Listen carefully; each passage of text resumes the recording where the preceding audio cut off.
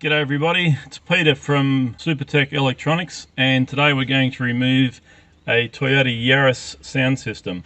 The tools you'll need today is a plastic spudger and a Phillips head screwdriver.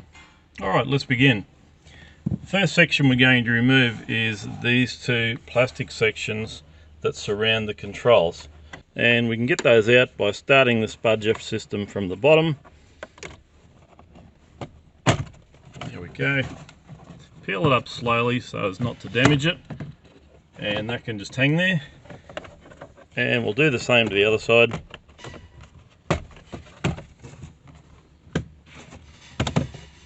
Okay, then we're going to remove this part here. That's held in with clips, so you'll need to pull it up and this way. And we'll just put that aside for the time being too. So now we're going to remove the air vents and the plastic surround around the sound system. Once again held in with clips. So you can get those out by removing them. Being careful not to put too much pressure because that can separate. Then you've got to clip it back in. Now that will reveal 4 screws holding the stereo in. 1, 2, 3, 4. We're going to remove those screws. Okay, so we've removed the 4 screws holding it in. This whole section will come out now.